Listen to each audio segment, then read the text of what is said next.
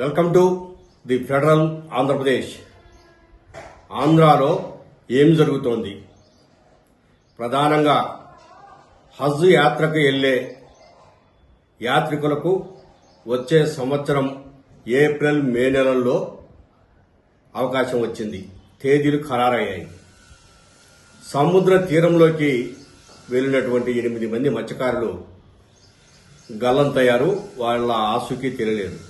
గత నెలలో కూడా 6 మంది మత్స్యకారులు ఇలాగే గల్లంతై చనిపోయారు. ఇక ప్రధానమైనటువంటి అంశము ఒక 5 ఉపాధ్యాయులు సస్పెండ్ కావడం. ఈ 3 అంశాలు ఏమిటో ఒకసారి మనం చూద్దాం. ఆంధ్రప్రదేశ్ నుంచి హజ్ యాత్రకు వెళ్లడానికి వచ్చే ఏడాది ఏప్రిల్ 8 నుంచి మే 9వ తేదీ వరకు తేదీలు ఖరారు చేస్తూ ఆ తేదీలలో సౌదీకి హజ్ యాత్రికులు వెళ్లేందుకు ప్రభుత్వం నిర్ణయించింది. తేదీలు ఖరారైనవి. అయితే వాళ్లకు కేటాయించిన విమానాశ్రయాల నుంచి ఎప్పుడు యాత్రికులు వెళ్లాలనే తేదీలు ఇంకా ఖరారు కాలేదు.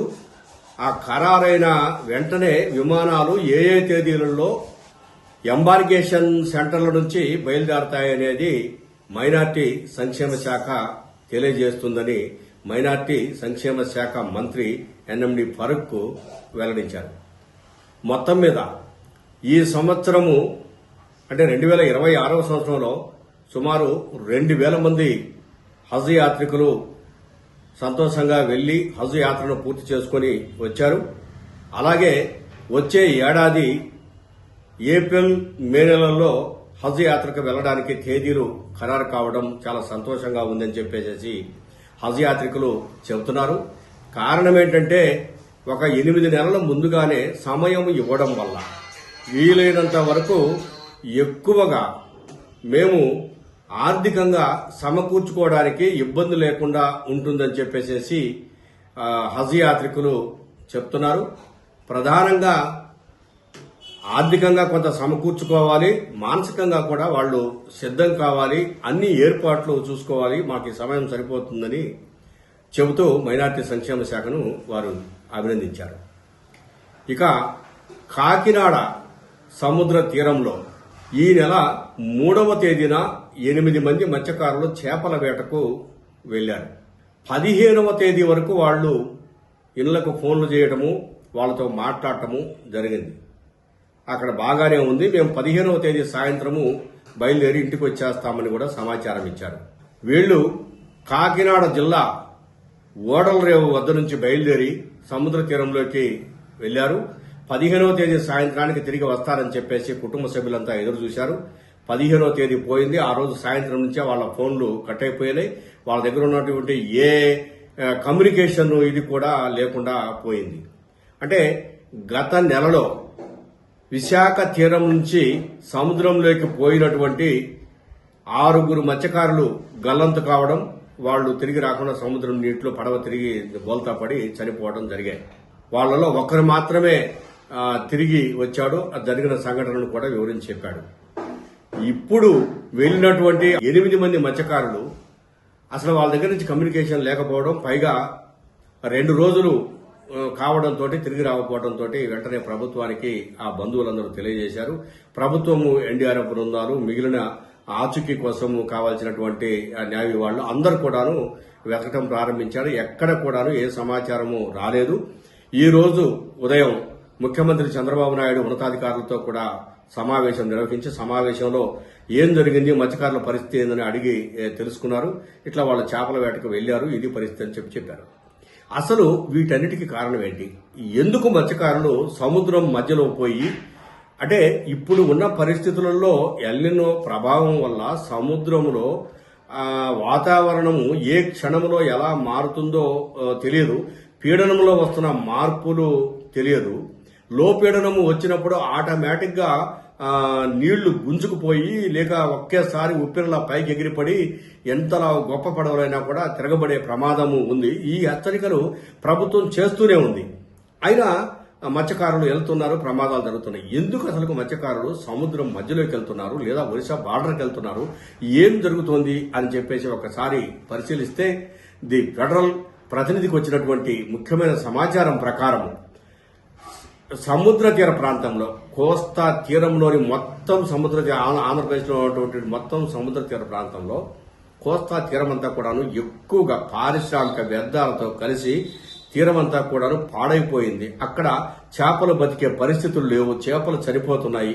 ఇంతకు ముందు తీరం వెంబడి మత్స్యకారులు చాలా హ్యాపీగా చేపలు పట్టుకొని వలలు వేసుకొని తెల్లవారుజామున పోయి వలలు తీసుకొచ్చేసి చేపలు తీసుకొచ్చి పక్కన వేసేవాళ్ళు. కానీ ఇప్పుడు ఎంత దూరం పోయినా సముద్ర తీరం అంతా చేపలు లేవు. అసలు ట్యూనా ఫిష్ అనేది ఇంతకు ముందు ట్యూనా ఫిష్ ఎక్కడ కావాలంటే అక్కడ తీర ప్రాంతంలో దొరికేది. కానీ ఇప్పుడు సముద్రం మధ్యలోకి పోతే మాత్రమే దొరుకుతున్న పరిస్థితి ఉంది. ఈ పరిస్థితి ఏర్పడటానికి ప్రభుత్వ చర్యల లోపం కూడా కారణం. ఎవరైతే పరిశ్రమ పెడుతున్నారో ఆ పరిశ్రమకు సంబంధించి కొన్ని నిబంధనలు ఉంటాయి. ఆ నిబంధనల ప్రకారము వేస్ట్ వాటర్ అంట సముద్రంలో కలవకుండా, కాలుష్యం బారిన పడకుండా, వాతావరణము ప్రభావితం అవ్వకుండా మంచి వాతావరణం ఉండడానికి తీసుకోవాల్సిన చర్యలు కొన్ని ఉన్నాయి. ఆ చర్యలను అమలు చేస్తే పారిశ్రామిక వ్యర్థాలు సముద్ర తీరంలోకి చేరే అవకాశం లేదు. అవి భూమిలోనే దానికి కొన్ని కావాల్సినటువంటి ఎక్విప్మెంట్ ఉంటాయి, మంచినీరుగా మారిపోయింది. ఇవన్నీ తీసుకోవాలి చర్యలు.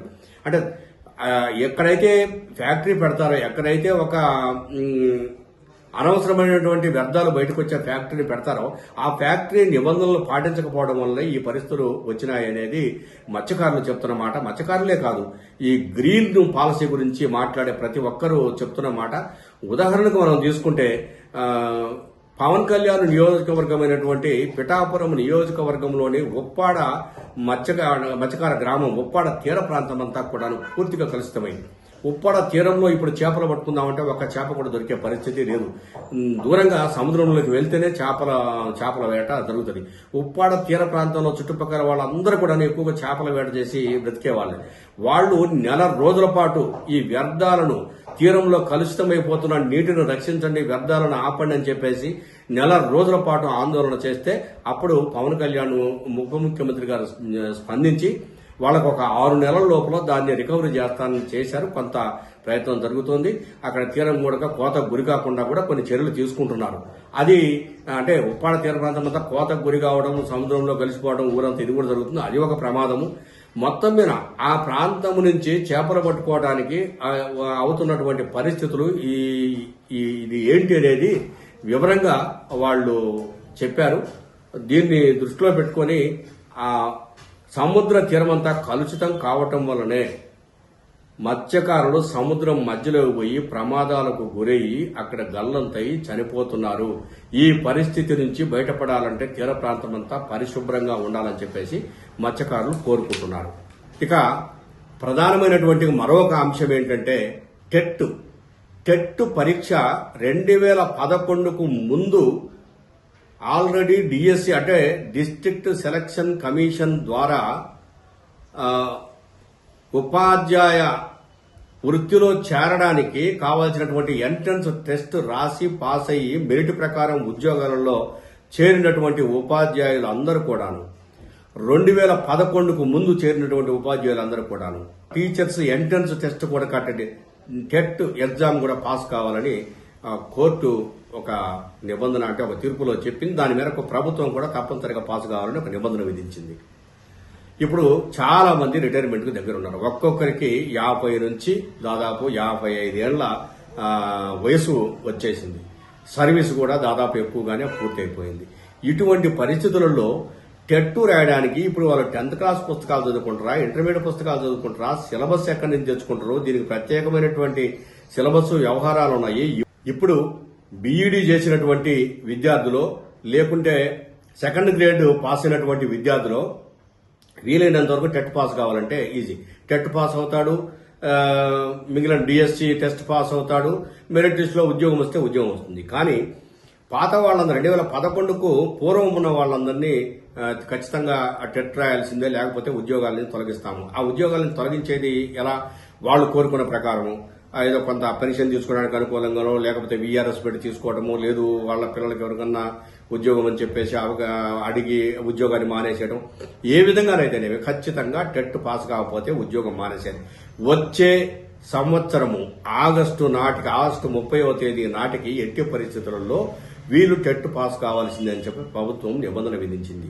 దీనిని నిరసిస్తూ ఉపాధ్యాయ సంఘాలు కొంత ఆందోళన చేస్తా ఉన్నాయి ఆంధ్రప్రదేశ్లో. ఖచ్చితంగా దీనిని రద్దు చేయాలి. గతంలో నోటిఫికేషన్ ప్రకారం టెట్ లేదు కాబట్టి దాన్ని రద్దు చేయాలి, మమ్మల్ని యాజిటీజ్గా కొనసాగించాలని వాళ్ళు కోరుతున్నారు. అయితే ఈ నెల 14, 13వ తేదీలలో 2 రోజుల పాటు ఢిల్లీకి కొంతమంది వైఎస్ఆర్సీపీ ఎంపీలు, ఎమ్మెల్సీలు, వీళ్లు ఎమ్మెల్సీలతో ప్లస్ ఎంపీలతో కలిసి ఒక 5 ఉపాధ్యాయ సంఘాల నాయకులు, అంటే యూటీఎఫ్ నుంచి, వైఎస్ఆర్టీఎఫ్ నుంచి, ఇట్లా ఒక 5 ఉపాధ్యాయ సంఘాల నాయకులు కడప, అనంతపురం, సత్యసాయి జిల్లాల నుంచి వాళ్లతో పాటు వెళ్లారు. కేంద్ర విద్యాశాఖ మంత్రి జోషిని కలిసి పరిస్థితిని వివరించి, దేశవ్యాప్తంగా సార్ లక్షల మంది ఉపాధ్యాయులు ఈ టెట్ పాస్ కావాలనే నిబంధన మీద ఇబ్బంది పడతా ఉన్నారు. ఆంధ్రప్రదేశ్లో సుమారు 1,50,000 మంది ఉపాధ్యాయులు దీనివల్ల బాధపడతా ఉన్నారు. ఖచ్చితంగా ఇది రద్దు చేయండి, తిరిగి మళ్లీ ఎగ్జామ్ రాయకుండా మమ్మల్ని యథావిధిగా కొనసాగించండి, కొత్తగా తీసుకునే వాళ్ళని మాత్రమే తీసుకోండి అని చెప్పేసి అంతా రిక్వెస్ట్ చేసి అడిగి వచ్చారు. అయితే రాష్ట్ర ప్రభుత్వానికి తెలియకుండా కేంద్ర మంత్రి దగ్గరికి పోయి మీరు అర్జీలు ఇస్తారా అని చెప్పేసి ఆగ్రహం వ్యక్తం చేసినటువంటి విద్యాశాఖ ఈ 5 టీచర్స్ యూనియన్ ప్రతినిధులను సస్పెండ్ చేసింది. ఇక్కడ ఉన్నది ఉమ్మడి ప్రభుత్వము, కేంద్రంలో ఉన్నది ఉమ్మడి ప్రభుత్వము. ఇది కేంద్ర ప్రభుత్వం దేశవ్యాప్తంగా తీసుకున్నటువంటి నిర్ణయం.